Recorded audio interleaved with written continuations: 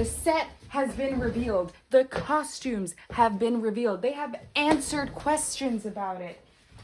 So, let me pull up a chair. It is time for tit predictions. Terrible Influence Tour. What did you think I was talking about? Fun fact, I actually had to film this video twice because I did talk for way too long about all of these predictions. I mean, I guess that's the consequence when one of your internet dads is Dan, dropped out of law school, but definitely graduated from Yappington University, Howell. It just happens. If you are unaware, my name is Morel K. Jackson, but you can call me Jack for short. We're all friends here. And I have been a fan of Dan and Phil for a long time. Or at least what feels like a long time to me. It has been 10 years. And that is a significant portion of my 22-year life, especially when my first memory is from when I was 2. So they've been with me through it all. And because Terrible Influence starts in just a couple of days on my 23rd birthday, I consider the entire tour to be a birthday present to me specifically.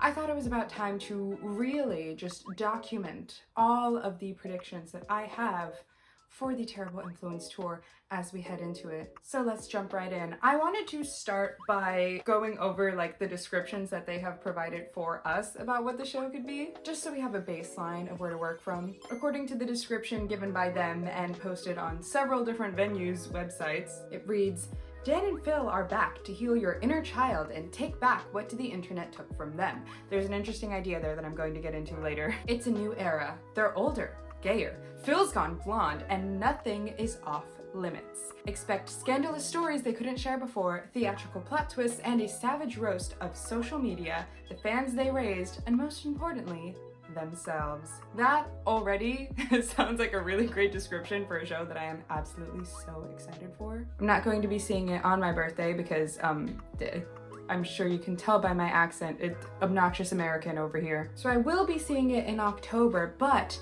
from that description and knowing everything about what they've done in the past and what they've been building up to now, is that this show is going to deal with how one grapples with the past and with their story. And so because of that, the first thing that I really wanted to mention after this was things from past tours that I think will carry on to this one. Now, the first thing that I had on my list before I knew anything was a screen. Now, screens are kind of important here, all right? It's not literally just a screen to like show images and videos and have it be like a part of the show from like a special effects point of view, but screens are also important in that that is how we watch the videos in the first place. Something that they mentioned a lot when Tatanoff was happening was like, oh, we were just people on your screen and now we're in front of you in real life.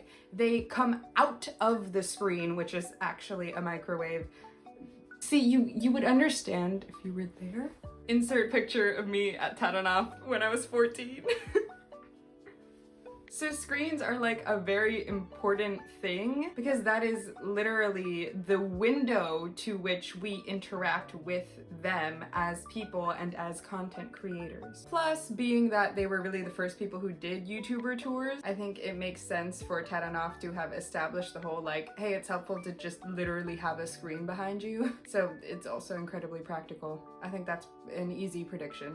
And I was right, so I'll probably be right about everything else. That's what that means. The next prediction that I had written down before really knowing anything was that there would be an interactive element. And this I am completely sure of. I'm like, they've said this, you know? But this has been something that is present through Tatanoff and Introverts and We're All Doomed. Though I think We're All Doomed kind of sits in a strange position in the lineage because I don't consider it to be like a YouTuber tour. And it's not like about YouTube, it isn't. But the point is that there has always been some sort of interactive element. It's not audience participation because nobody's like coming up on stage, and I do not think that they will do that this time around either, but it's like audience interaction. And the reason why I think this is so important is it's not just like a fun thing for a show to keep the show fresh and new for them, but also make it feel special for us, so we really feel like our show is our show and it's not like anybody else's. And only the people in this room right now when it's happening got to experience this version of the show. That feels very special. But but also the interactions that we have with them is such a huge part of what this whole experience of being in the fandom is. It's that interaction. That's something that's very unique to social media, is like you actually can somewhat talk to the people that you're a fan of because they may notice you or they may reply to you. And it's not guaranteed, but it could happen. I think that's like very interesting about it. But also the fact that we engage with their content by then responding to it or making our own or making memes about it or making art about it or writing about it, talking about it, and like making fun of them.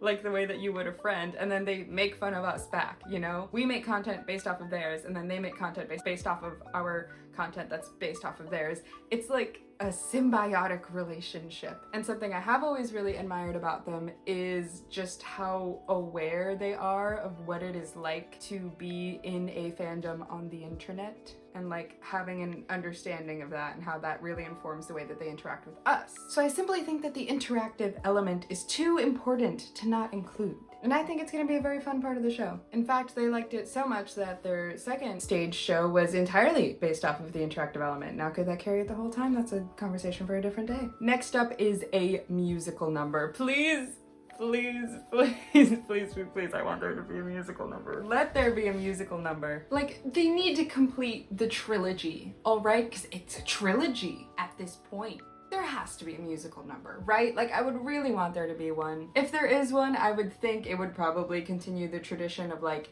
ending the show, which is super interesting because I feel like Introverts was supposed to be the end of the Dan and Phil brand, or at least it was originally intended to, and having the song Interactive Introverts at the end, which does go through their past and is most definitely just like a callback to the fact that their first tour, which seemed like the definitive Dan and Phil tour and still is, also ended with a musical number. I didn't say it, but my point was that We're All Doomed started with a musical number as opposed to ending it, since it wasn't a Dan and Phil thing. So then that makes me very interested to see how they would incorporate a musical number into now this third tour, which was technically never really supposed to happen. But now it is, because this new era is very different, and it's full of them doing things or saying things that maybe we thought they would never do or say. But I mean, come on, I need there to be another musical number. There has to be, right? I want another one. Also on my list of predictions is that they could possibly do some sort of like a medley or mashup with The Internet Is Here and Interactive Introverts, or at the very least they'll sing part of The Internet Is Here, if the whole point of the show is like going over their past and stuff. The next thing on my list is something that is kind of hard to quantify, but I think will definitely be there, and it is the sort of meta commentary nature that has been present throughout both previous Dan and Phil tours. Once again, I find it kind of difficult to discuss We're All Doomed in this context because it's not about YouTube, and it's not about having a social media audience. But I'll get more into that later. I think the meta-ness is like obviously it's present in Tatanoff because the whole thing is like, we are the comment section. But I think it's like more of a thing in Introverts. That idea of like giving the people what they want and, oh, this is what you wanted to see, isn't it? I think Introverts is much more about the idea of like having an audience and what expectations they have of you. And I think that this particular tour will be the most meta and self-aware out of all of them, because it is literally about like their own past and their story and like how we as an audience are a part of it. Because you have to remember, in this tour, we, the audience, will be the third main character. It is the both of them and us. Those have always been the three primary characters present in the tours and even in their videos. This tour will, yes, be somewhat of an adaptation of their YouTube videos in a live stage show setting, as it always has been, but it's also going to be about the fact that it is based off YouTube videos, if that makes sense at all. Now, the last thing I have on my list of things from past tours that I think will come into this one is a storyline. Now, this is where things get really, really interesting, and how this leads into just my general prediction for what the show is going to be like. I think there will be a very clear, distinct storyline with a beginning, middle, and end. I think there is genuinely going to be a narrative throughout the whole thing. They're both really great writers and storytellers, in my opinion, and very creative, and I think that this really has given them the opportunity to just like let that creativity loose. And I think they're gonna take it to new heights. Like, I am expecting it to maybe even surpass my love for Tadanoff. Maybe, we don't know. Because I am of the opinion that The Amazing Tour is Not on Fire is one of the best, if not the best, YouTuber tours of all time, and like basically nothing can touch it. Like, I mean, come on, it was legendary.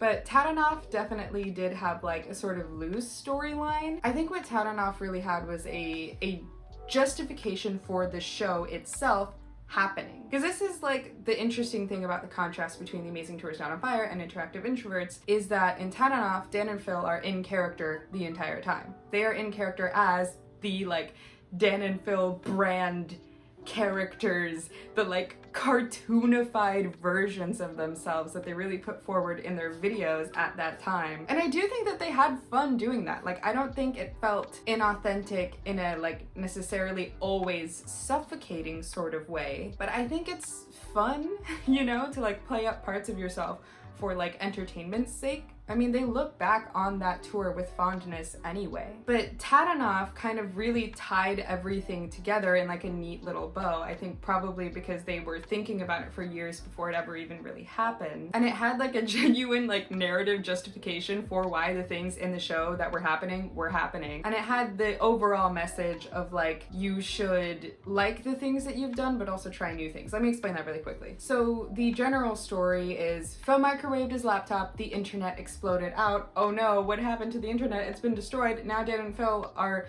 trying a bunch of different things on stage, which is a mix of things that they have done in videos before, like Weird Kid or Internet Support Group, and some of it is things that are entirely new, like Phil doing a magic show or them performing a musical number. And as it turns out, the entire time they've been controlled by Dill. There's it. You really had to be there.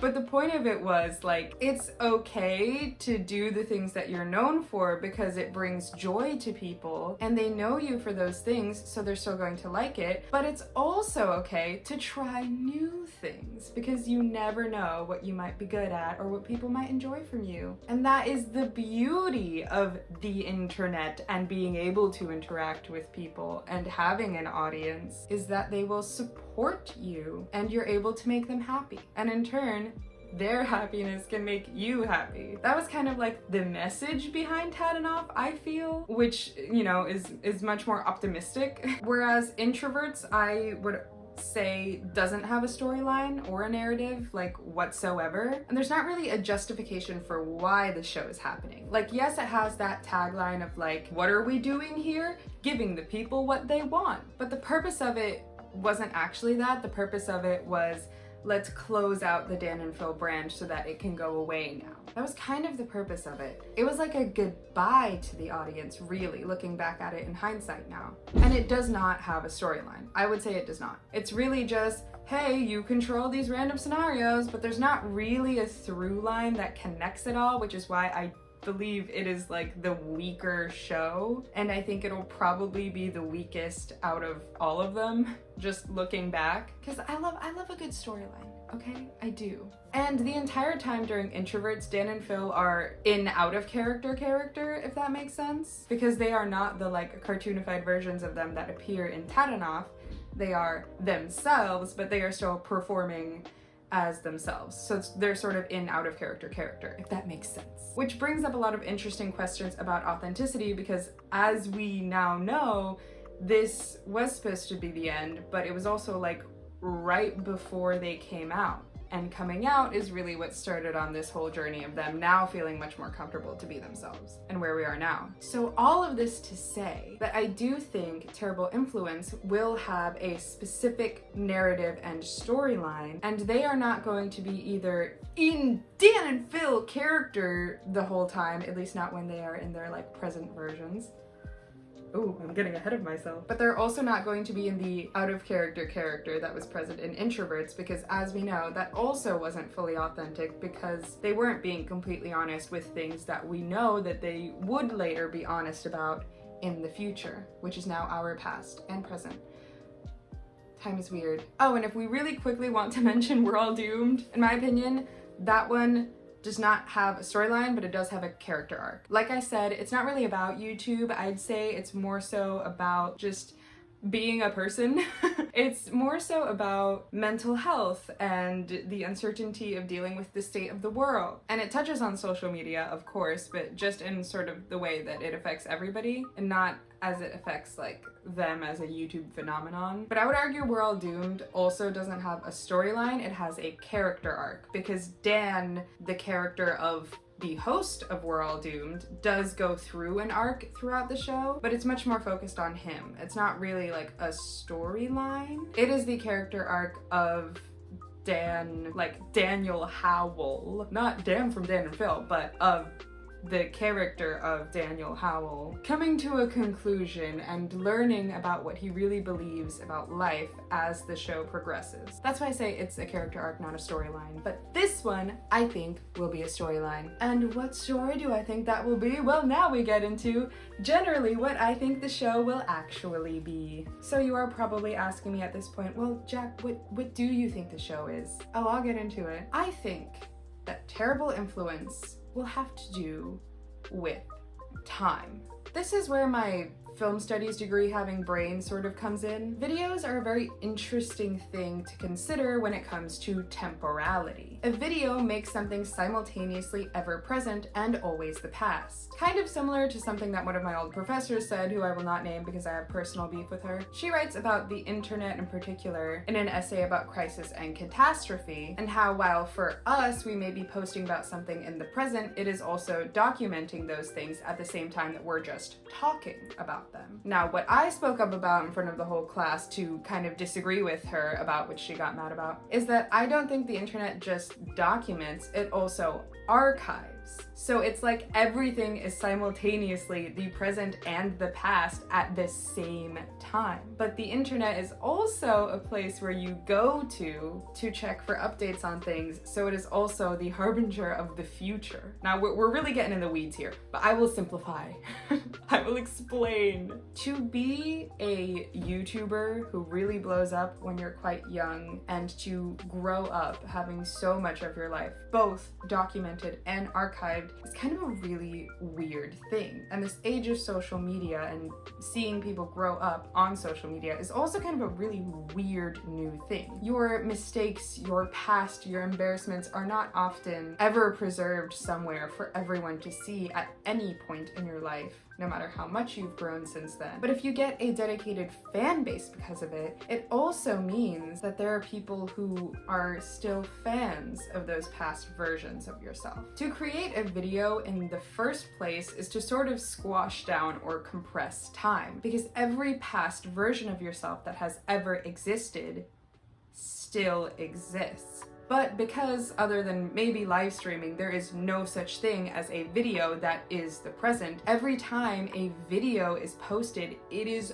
always the past. There is no completely present version of yourself that can exist in video form on the internet. And yet all of those things feel like the present. But it all just has to do with time. And that whole like past versions of yourself thing is really the key here, because I think the show is going to deal with them encountering past and alternate versions of themselves. We do have evidence that they were looking at the Dan and Phil timeline, like before the tour started, likely during the time that they were writing the show. And what I think is going to happen is that they are going to fall through some sort of like wormhole or portal or something like that, and they are going to encounter past and alternate versions of themselves. After all, the description does say that they're sort of like reclaiming and taking back what the internet took from them and all of that. And if you really think about it, one's past is their story. And whenever something is unclear about someone's past, their audience simply decides what it is. Because another thing is that we have written their story, because they don't always get to decide what their story is. We decide what it is. Because if they haven't spoken about it, or they haven't been clear about something, what answers could you possibly find? It's just whatever we're saying. So I think they're going to like reclaim their past and their own story by sort of like digging through it and really getting into it and getting into those what ifs. I think that there's definitely going to be what ifs of like, what if Dan never became a YouTuber? What if they never took the job at the BBC Radio 1 and didn't move to London? What if the hiatus never happened? What if they never came out? Like, how would their career be different? How would their lives be different? What if they never met? That one I don't want to think about because I would like to think that they would meet in every universe ever. I would like to think that they always find each other. The soulmateism of it all, you know? But that's the other interesting thing, is they've really been emphasizing this whole idea of like destiny and fate with wrench metaphors and things of that nature. But I think that idea of fate and destiny is also going to come into play when maybe all of these alternate versions of themselves eventually fall away and we just end up with where we are now in the present. I definitely think that these like variant versions of them are going to show up throughout the show and become characters within it, and that will be a part of like the story because they're going to explore different versions of what their past could have been. And part of that is absolutely going to be all the like fan conspiracies that we have come up with, because again, they're reclaiming what the internet took from them. We are their audience on the internet. We have simply decided what things are true sometimes. We have come up with theories. We have talked at length about things regarding them. So that's absolutely going to be a part of it to me. And I think that's really where the whole like them roasting us and shaming us is going to come into it. But I'm really excited for that, honestly. I want my cringy behavior to be roasted because I know it's going to be done with love, you know? And like, I don't actually want to cringe at all of my past behavior and like the past behavior of my friends and stuff like that. But you know, I think it's kind of sweet to like look back and be like, oh my god, I was such a stupid teenager, but I was having fun, you know? So I think the main theme with this storyline is time, and I think it's gonna deal all with like alternate universes and alternate timelines and like things that never happened but could have happened, and maybe things that might have happened in another world or things like that. I think it's gonna get very sci-fi. I'm very excited for how the screens are incorporated into it, obviously, like past videos are shown on there and like past moments of your life and how they lead up to the moment that you're in now. So I also think it's gonna deal a lot with how the past informs your present and how you as characters evolve over time and how we're a part of that too. That's what I think it is. And I really think they need to not just finally dredge up and acknowledge their past, but also accept and embrace it in order to really come to terms with it, put it away, and then go forward into the future. It really is like the Eras tour of Dan and Phil, in my opinion. See, I told you I had a point when I made the poster. I told you I had a point to it all. It's them displaying and acknowledging their past and acknowledging things that we never thought that they would in order to go, yeah, firstly, you weren't crazy, but also like, yeah, this is a part of our story and it's ours. And now we're going to go create a whole other story. The burning down of the lover house, if you will, to bring in more Swiftie references. Okay, so that's generally what I think the show is going to cover. Now, just for fun, I'm gonna get into a few specific predictions, including like jokes or references that I think they will make, or like moments that I think will happen in the show. Now, the first thing I wanted to cover for like jokes that I think they're going to make, the first thing I have on my list here is the gay thing and the shoulder touch. So in the video that they posted, like, what was it, like 2 days ago now? I'm filming this September 2nd, by the way. But in the video where they were answering questions from Instagram, they play like a very short clip of Dan like dancing in front of all the screens on the set behind that just say gay really big, similar to like how it said Dill in the Talanoff set, which someone on Tumblr joked that it was now the spirit of homosexuality that was controlling them. But I've been wondering about what this could be, and I also think, you know how like ever since the like pin-off reaction videos, which is really where I think this whole like digging into their past and acknowledging us and our past as well. Because that's the other thing you have to remember, is it's not just them growing up that's been preserved on the internet forever, it's us too. Have you ever gone to watch an old Dan and Phil video and then seen comments from like 7, 8, 9, 10 years ago or even longer and been like, oh my god, I can't believe we used to talk like that. And then you come across your own comment from that long ago and you're like, oh my god. Oh my god, 13-year-old me. We are preserved on the internet forever too. All the posts we made, the videos we made, the comments we made are also literally forever preserved. But the point is, you know how since the pin-off reaction videos, they've been making fun of us with the whole like, they touched thing. And Dan's been doing the shoulder touches. They seem more frequent to me in like a very intentional way. Like it seems like a very like cataloged, like this is what's happening. They're drawing a lot of attention to it. So my specific prediction is that every time they touch, it won't just be like a they touch joke. I think it'll just say gay every time they do anything remotely gay. Like if you were blowing an air horn or something. I assume there will also be like glitching and a sound effect or something. Maybe even like we all have to yell gay as well because it'll be us pointing out anytime they do something gay, like we historically have.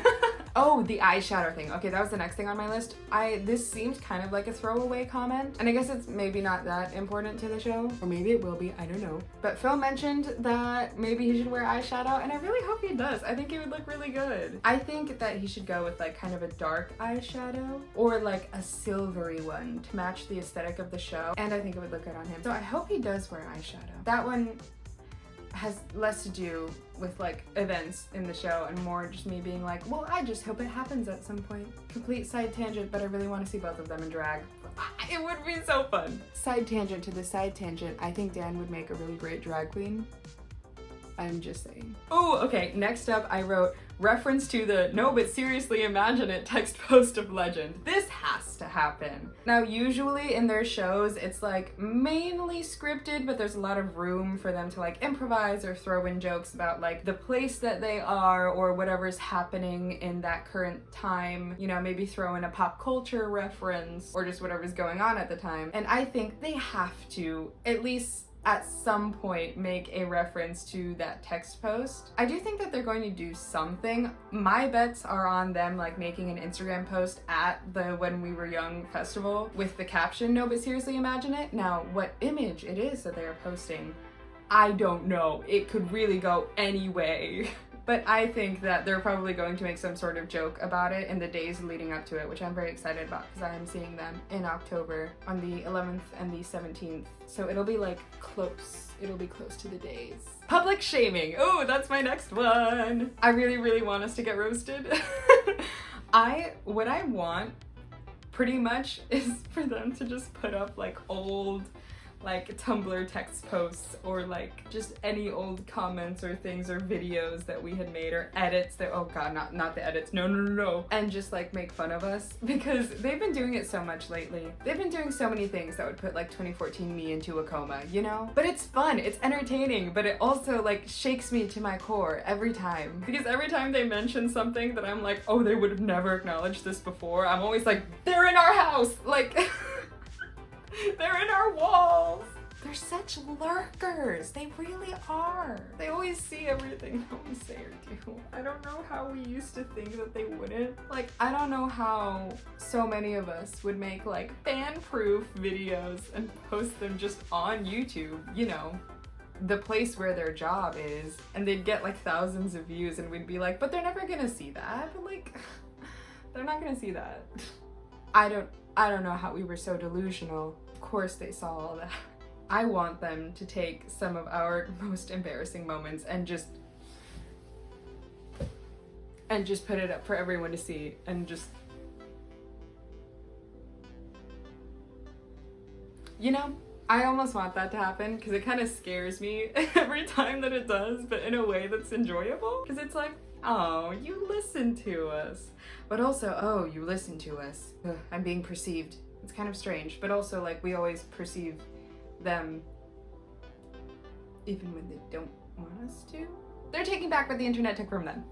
In kind of a similar vein, the next thing I wrote was fanfic mentions. Now, I think it would actually be cowardly to only mention the like sort of disturbing infamous fanfictions because those have always been acknowledged. Even people who aren't as crazy as Dan and Phil are about like literally straight up acknowledging their audience and like having this incredibly self-aware understanding of the fact that they have an audience and how we're going to react to things and stuff like that. That's really something that I think sets them apart. But even people who don't do that will like acknowledge the existence of like the really disturbing infamous fan fictions. But I think the like crazier thing to do would be acknowledge ones that aren't that, or even acknowledge ones that are good or like known and well known for just being good, like the ones that people would recommend. I think obviously fanfiction as a concept absolutely has to be mentioned. I mean, the very idea of like alternate versions of themselves happening is like basically them writing fanfiction about themselves. And this has been sort of like a popular topic in fanfiction about them for a very long time, because I think even we acknowledge that there are a lot of points where things could have gone differently, but I almost feel like they're going to use fanfiction tropes as like springboards for these alternate versions of themselves as well, and not just like fan conspiracies or just what they think would have happened if certain things in their lives went differently. Ooh, okay, the next thing I wrote, which this is a prediction for how I think the interactive element is going to happen, is confessions to Father Philip or Sister Daniel. Well, you don't often confess to a nun, you confess to a priest.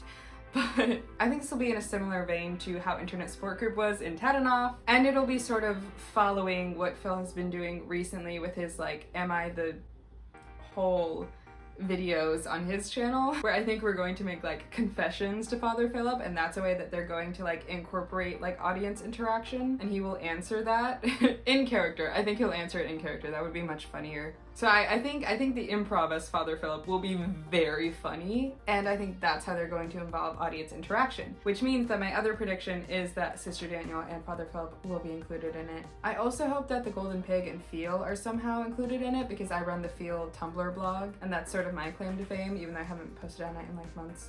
I will, I promise. But I definitely think Sister Daniel will be there. I think she's probably going to have a similar but slightly different costume, because I don't know if they're going to use the exact Spirit Halloween costume. This is also what I assume the like skin-colored underwear is for, because he cannot be flashing everybody. No, we can't have that. But I feel like she's got to make an appearance. I mean, come on. And I think it would be even funnier if these were presented as like alternate versions of themselves. Because who knows? Who knows what could have happened in another universe? Who knows? Oh wait, I have two more for possible jokes that they could make. Number one is another joke about Phil being a bottom. They've simply been joking about it too much. There's not much to this prediction, I just think it's gonna happen. And then there is a joke about so much of their audience being lesbians, just because I think it's so fun and funny and sweet that that's kind of how things turned out, right? I mean, isn't it like, yes, it's like funny and kind of ironic, especially because of how like we as a fandom had such a bad rap. We had such a bad rap in like the before times that people were like, they're just straight teenage girls. Some of us are none of those things anymore. Oh, they're just straight teenage girls that are fetishizing gay men, and they're not even gay. Oh, how wrong that take turned out to be, huh? Very funny. Yeah, people hated us.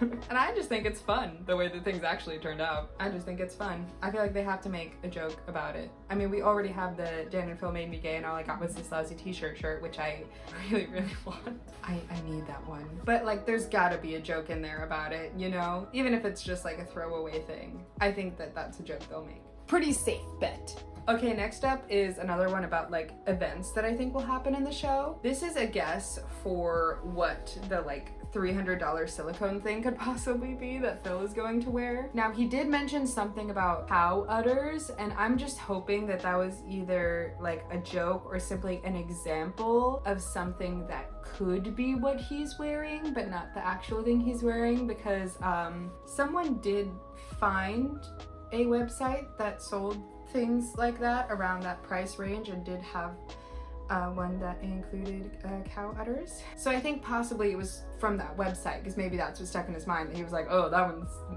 disturbing. But I'm really hoping it's not actually that one, because I've seen it and I would rather not see it in person twice. But I think it is either going to be just like a really, really muscly suit of like, just like, it's just like a shirtless dude with a bunch of muscles. Like, I think it's gonna be that one, and that'll be like an alternate version of Phil, or even funnier, possibly a pregnancy belly. because a lot of us have been making jokes about Dan's breeding kink.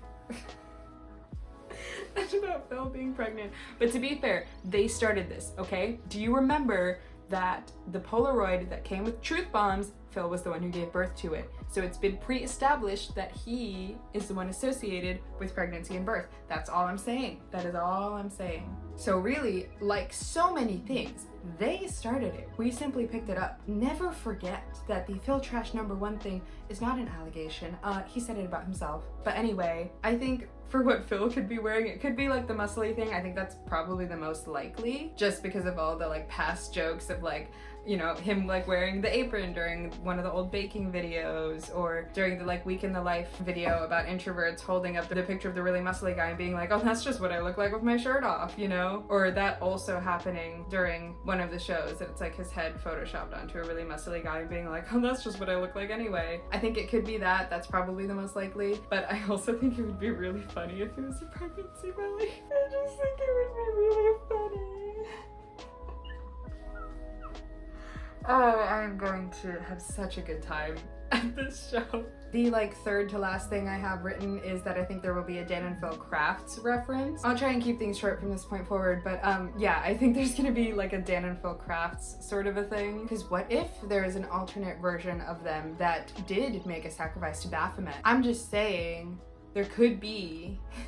Dan and Phil Crafts sort of always existed in its own universe, and it wasn't really until the merch release this year that that kind of changed, of it being acknowledged outside of the videos themselves existing, which honestly did feel a little weird, because it's like, oh, you're breaking the fourth wall. But they've been breaking the fourth wall so much lately. I do think that is also really going to come into play with this show. But I feel like there's gonna be maybe some involvement with Dan and Phil Crafts. This one I think is maybe kind of unlikely, but there could be a mention. It could even lead into or lead out of the like Father Philip and Sister Daniel section, just with the like religious and like cult connection. I'm just trying to think of the way that these things can like connect to each other, but that's a possibility. And then, because I think the show will deal with destiny and fate and time, I think, hopefully, I really want there to be a reference to Phil predicting Dan through tarot cards by pulling out the card for the Knight of Wands.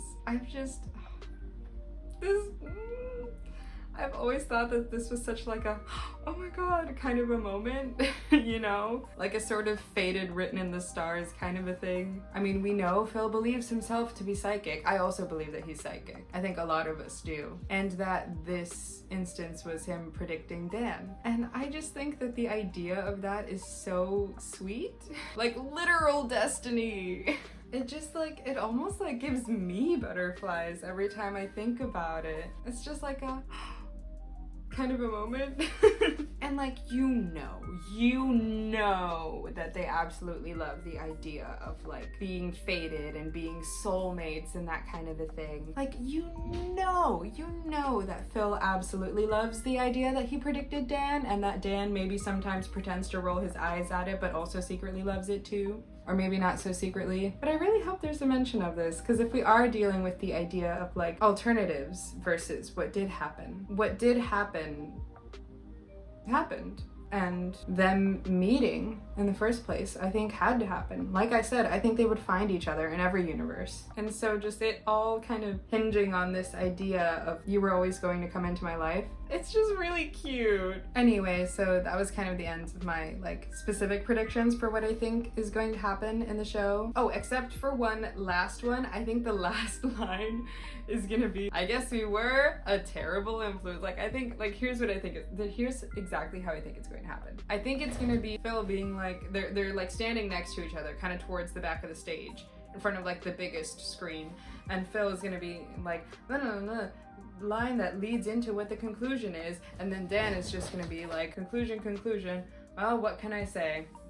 I guess we were, and then like either they'll look right at each other or look right at us and be like, a terrible influence, and then they say bye and they leave. Like, that's how I think it's going to end. And yes, that's cheesy, but hey, it's supposed to be cheesy. And if it ends how I want it to, it'll then play them saying goodbye from Phil Is Not on Fire. Like just that clip of them saying goodbye to like finish out the show. Why am I making myself emotional? But like, I would cry, and I would love to look around and see everyone else around me equally as affected emotionally. That's also part of it, is like we're all freaking out over the same thing, you know? This is our community. And we're all being ridiculous in a similar way because it's fun and we're here for each other. Because I guess if there are dads, that makes us all siblings. We don't have to think about the semantics. But anyway, that's how I think the show is going to end. And that is the last of my predictions for Terrible Influence Tour. I do have one kind of random prediction that has nothing to do with the show itself, but I do predict that Dan will procrastinate packing until the absolute last minute possible, and then either something will go wrong or he'll forget something, or both. That is my other random prediction. I also predict that I'm going to have so much fun and I'm going to enjoy it so much. I am going to both the Oakland and San Diego shows, so if you guys are going to those, please let me know. I would be happy to like meet up with you or talk to you or whatever before the show so that we could be friends. And I don't know, I think it's gonna be a really fun time. I think it's gonna be awesome. I think our inner children, our inner teenage selves will be healed. And I think it's gonna be a great time. I think it's gonna be a really, really good show. I wanna go ahead and give credit to all of my Tumblr mutuals who have been discussing this for ages now, and specifically to Rice in the Church's post that they literally just made like yesterday, which really got into detail about their own predictions, which kind of informed the way I talked about mine, so you should check out their post as well. Also, you should definitely follow the Feel Tumblr blog. If you can't tell, I spend a lot of my time over there. I will be updating it soon. There will be more stuff as the tour comes, I promise. I'm super excited for the show. I'm gonna get to meet them, which is crazy. I literally started sobbing once I secured my gold VIP ticket. And one last thing I wanted to mention, which is not a happy thing. As I have, you know, shown throughout this video, I'm a Swiftie as well as being a phannie. And I do consider this to be like their Eras tour when it comes to like embracing and occupying and embodying the past in order to make way for the future. So for that reason, I made like an Eras tour style poster design for Terrible Influence like the day that it was announced, and I got over 1,000 notes, which never ever happens to me. But this design has been stolen, so if you see like any t-shirts or hoodies or sweaters or anything like that for sale that has this poster on it, do not buy it, because it is stolen. It is stolen. I am not selling it. I'm not selling it at all anywhere. I never intend to make any money off of this. This is literally a piece of fan art which has been stolen by the literal dozens upon dozens of like t-shirt sites that will just steal other people's designs and then try to sell them. So if you see those around, do not buy them. They're probably low quality and they are stolen and could possibly be a scam. And if you would like to either print out this poster to have for yourself or put it on a t-shirt or other clothing item yourself, you have my full permission to do so as long as it is for personal use. If you are a company, you do not. So anyway, please credit me, reblog and repost and like my posts about my design. That is all. Time for the outro. If you enjoyed this video, then please go ahead and give it a thumbs up. And if you really liked this video, you should go ahead and subscribe to my channel, because I'm definitely going to be making many, many more videos about nostalgia and internet culture and what it was like to grow up on social media and looking back at that with like an adult perspective and all that kind of stuff. So if any of that sounds interesting to you, and yes, it absolutely includes Dan and Phil, then this is the place for you. That is all that I have to say for today. Thank you for hearing me yap, and I will see you in my next video. Bye!